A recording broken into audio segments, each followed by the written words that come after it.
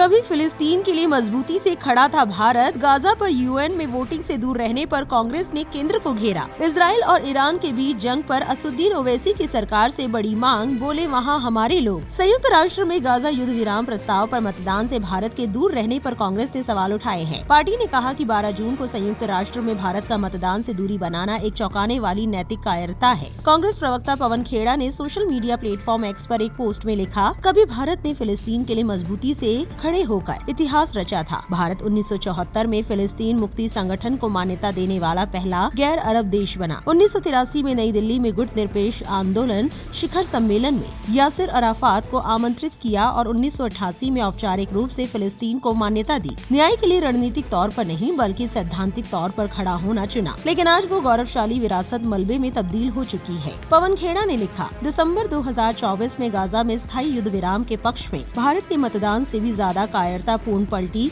इस मतदान से दूर रहना है। ये साबित करता है कि सरकार को ना तो कुछ याद है, ना ही किसी चीज के लिए खड़ी होती है, सिर्फ फोटो खिंचवाने के पीछे भागती है, चाहे उसमें खून से सने हाथ मिलाने पड़े। उन्होंने अपने पोस्ट में लिखा, एक ऐसी सरकार जो गाजा में बच्चों के जलाए जाने के बावजूद युद्ध विराम के लिए वोट देने से डरती है, वो भारत या दुनिया को नैतिक दिशा और नेतृत्व देने के लायक नहीं है। कांग्रेस प्रवक्ता ने लंबे चौड़े पोस्ट के आखिर में लिखा, अगर हम चाहते हैं कि वैश्विक मंच पर हमारी आवाज मायने रखे, तो हमें सबसे जरूरी वक्त पर बोलने का साहस दिखाना होगा। हमारी ताकत हमेशा हमारी आवाज के नैतिक वजन से आई है। दुनिया सबसे ऊंची आवाज में बोलने वाले देश को नहीं सुनती, वो उस देश की सुनती है जो स्पष्टता, साहस और अंतरात्मा के साथ बोलता है। भारत को कभी भी अपनी वो आवाज नहीं खोनी चाहिए। मिडिल ईस्ट में चल रहे ईरान इजराइल संघर्ष के बीच AIM सांसद असदुद्दीन ओवैसी ने एक अहम मुद्दे की ओर ध्यान दिलाया है। उन्होंने शनिवार को एक ट्वीट के जरिए जानकारी दी कि ईरान में 1595 भारतीय छात्र फंसे हुए हैं, जिनमें से 140 मेडिकल छात्र तेहरान यूनिवर्सिटी में पढ़ाई कर रहे हैं। इसके अलावा इराक में 183 भारतीय श्रद्धालु भी संकट में फंसे हैं। ओवैसी ने बताया कि उन्होंने विदेश मंत्रालय के संयुक्त सचिव आनंद प्रकाश से संपर्क किया है और वहां फंसे सभी भारतीय नागरिकों की पूरी जानकारी भी साझा कर दी है। उन्होंने विदेश मंत्री डॉक्टर S जयशंकर से तत्काल ईरान से भारतीय लोगों को निकालने के अभियान को शुरू करने की अपील की है। तेलंगाना से संबंधित छात्रों और श्रद्धालुओं की सुरक्षित वापसी के लिए ओवैसी ने तेलंगाना के मुख्यमंत्री कार्यालय से भी अपील की है। AIM चीफ ओवैसी ने अपने ट्वीट में लिखा, ईरान में 1595 भारतीय छात्र फंसे हुए हैं, जिनमें 140 मेडिकल छात्र तेहरान यूनिवर्सिटी में हैं। इसके अलावा 183 भारतीय श्रद्धालु इराक में फंसे हैं। मैंने PAI के संयुक्त सचिव आनंद प्रकाश से संपर्क किया है और सभी की जानकारी शेयर की है।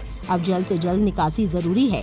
मैं विदेश मंत्री डॉक्टर S जयशंकर और तेलंगाना CMO से अपील करता हूं कि इनकी सुरक्षित वापसी सुनिश्चित की जाए। कांग्रेस सांसद इमरान प्रतापगढ़ी ने कहा, गाजा में पिछले साल भर में हजारों लोग मारे गए, पूरा शहर तबाह हो गया। आपकी इस पूरे मामले पर क्या राय है, कमेंट बॉक्स में लिखकर जरूर बताएं और ऐसी और वायरल खबरों के लिए हमारे चैनल को सब्सक्राइब करना ना भूलें।